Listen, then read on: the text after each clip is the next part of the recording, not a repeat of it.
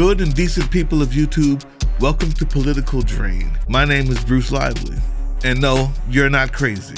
A few days ago, Robert Deniro was presenting an award at the Gotham Awards.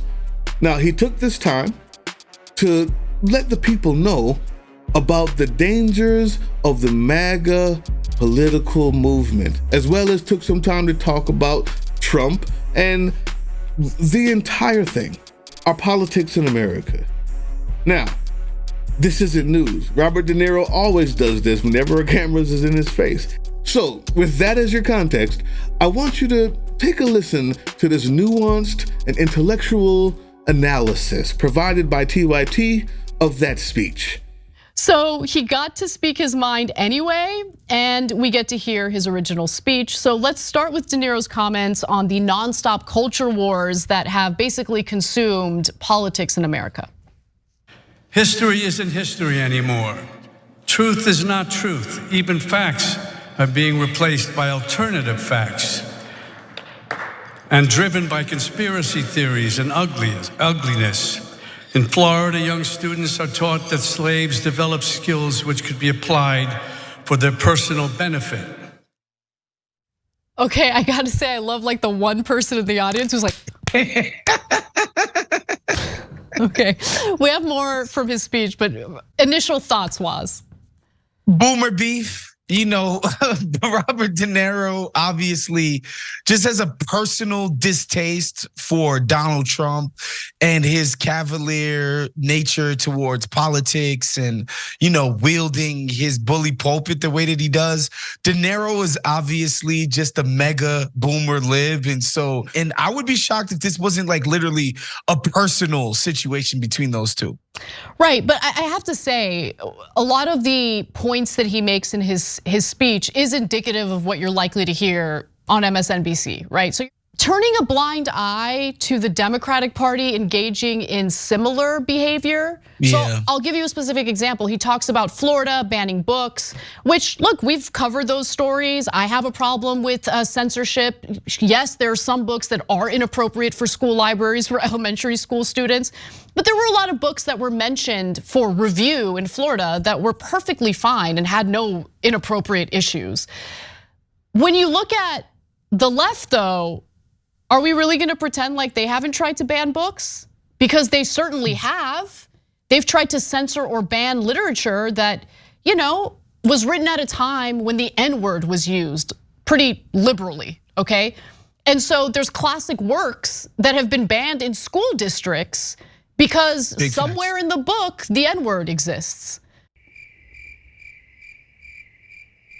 This has to be the dumbest 11 minutes on YouTube. How about, are you, Anna, actually comparing not wanting Huckleberry Finn in the kids' library because it has the N-word in it, to removing all books about the black struggle like Rosa Parks and Dr. King, and distorting 400 years of brutal slavery like it was a work exchange program? Is that the comparison you're making? I may not agree with the first thing, but it's not anything like trying to erase the history and significance of an entire race, Anna. Is that the important message you wanted him to say on the world stage? In times such as these, Huckleberry fucking Finn is what you would have rathered him talk about, Anna. Did you actually just both sides Trump running to install a fascist regime and his third attempt at destroying our democracy to liberals being too petty? Is that what just happened here? Let me break this down, starting with this one. Number one. In Florida, young students are taught that slaves develop skills which could be applied for their personal benefit. Okay, I gotta say, I love like the one person in the audience who's like, what's so funny, Anna? After hearing Florida kids are being made to learn that the slavery of our ancestors benefited the slaves personally somehow, the camera comes back to you pining eagerly with a smile, ready to laugh it up about who clapped the most? I'm sorry, when did the miseducation of the population in an effort to erase systemic racism that we all struggle with to this day become not important enough to talk about in a speech? I fail to see how funny that is to you. Number 2. Initial thoughts was? Boomer beef. Robert Deniro obviously just has a personal distaste for Donald Trump and his cavalier nature towards politics. Boomer beef? A personal distaste for Donald Trump and his cavalier nature towards politics? If by cavalier nature towards politics you mean attempting to install a fascist state and destroy our democracy by sowing division between the people by erasing truth and factual history and replacing it with lies designed to subvert the reality that we live in today, if that's just a cavalier nature towards politics, then what the hell have you been mad at CNN all this time for? Huh? If that's the case, then Joe Scarborough and MSNBC was doing world-class reporting from 2015 all the way to 2020. While you were blasting those networks for reporting on Trump's fascistic tendencies as if it were just a cavalier nature towards politics. You railed and screamed every day for years, saying corporate media weren't rising to meet the moment. And now, that's just boomer beef. A personal distaste? I'm lost. I'm lost as to exactly when that changed, TYT. I'm lost as to when it became courageous and progressive to describe Donald Trump's political ambitions as just a cavalier nature towards politics. I love TYT. I do. I love TYT and Anna. Despite the mistakes and the difference of opinions we may have, we cut our nose off to spite our face. If you think that getting rid of the largest left-leaning news network because they don't agree with every single thing you agree with, I promise you, that's not reality. But this segment has to be the dumbest 11 minutes on YouTube. And it gets worse. Watch this. So let's get to the filet mignon of his speech, okay? The moment that I think he really wanted to express as he was presenting this award, and it has to do with Trump. Let's watch. The former president lied to us more than 30,000 times during his thank you, years in office. And he's keeping up the pace in his current campaign of retribution. But with all his lies, he can't hide his soul. He attacks the weak, destroys the gifts of nature, and shows disrespect, for example, by using Pocahontas as a slur.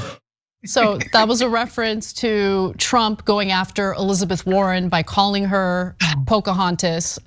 Honestly, after she embarrassed herself by claiming that she's part Native American, like that she shouldn't have done that. But he also shouldn't be using Pocahontas as a nickname for her. It's disgusting and gross. But what do you think about what he had to say there, Was? It's just so lib. The lie tracker, the bad words. Trump's an issue, but I think that what ends up empowering him is actually it's the hysterical stuff that we see from some liberals. I don't think that it's ever worked. It's only made Trump more powerful in the eyes of his voters, of course. And so, with regard to what Trump, Anna, and this is the thing. Sorry to interrupt, but this is the thing that pisses me off the most about liberalism today is the grandstanding nature of it all. Where do I start? How many times did Cenk call Trump and his supporters idiots, morons, insane? No big deal, right? You're surface, juvenile, shallow. Analysis of Deniro's words is the stain on the reputation of whatever college or university both of you graduated from. Since your analysis is void of nuance, history, intellectual curiosity, and even self-awareness, I can't believe I'm saying this about a TYT episode. Understand, we can disagree agreeably. I disagree. But since you refuse to provide that analysis, somehow allow me to provide it for you. Yale professor Jason Stanley identifies 3 essential features of fascism. The last 2 of them are the ones I want to talk about. Number 2, fascist leaders sow division. They succeed by turning groups against each other, inflaming historical antagonisms and ancient hatreds for their own advantage. Social division in themselves between classes, religious, ethnic groups, and so on are what we might call pre-existing conditions. Fascists may not invent the hate, but they cynically instrumentalize it, demonizing out groups, normalizing and naturalizing bigotry, stoking violence to justify repressive law and order policies. That's what was meant by Pocahontas. Again, normalizing and naturalizing bigotry. Using that word, that name, while people laugh and clap like it's normal, Pocahontas is something that would have never been allowed before. That's why it's scary. That's why he said it. It wasn't a Disney joke.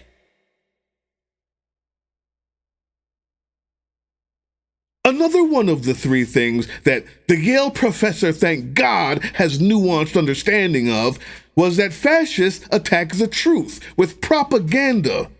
In particular, a kind of anti-intellectualism that creates a petri dish for conspiracy theories. And if Deniro didn't say that almost exactly word for word, he meant it to anyone who was nuanced enough to understand it. It wasn't because the books were black and Huckleberry Finn. He's talking about the rise of anti-intellectualism that creates the petri dish for conspiracy theories that gets fascists elected. I'm lost as to why you wouldn't understand that. And you have a class that you teach on politics. I'm lost as to why that's funny, as to why that's not important enough to talk about anymore. And Wosny, what you call grandstanding is a simple plea to the people to see, because not everyone is knee-deep in politics. Not everyone is knee-deep in the news. They have lives to live. Not everyone knows what we know. That's why it's important to talk about it every chance you get. Because the other side is, the fascists are, and their lies. What you call grandstanding is a simple plea to the people to see that they are inches away from electing a maniac who's willing to be racially, economically, socially cruel and divisive as a political ideology. You telling me that's not important anymore? That's not important enough to talk about anymore. Isn't that why Cenk is running for president? Trashing Dems and both sizing issues that have no business in the same room together is why we left the other guys and came to you in the first place, TYT. You know, nuance, depth, not shallow, juvenile, self-serving analysis. You have nothing left to prove. We know you don't rock with the Democratic Party or the Republican Party. You don't have to prove that anymore by discounting credible things with incredible both sidesing. Why? I'm lost as to why they did this. What's so funny about what he said? And why is it not important anymore to say it? Because he's saying it and not you.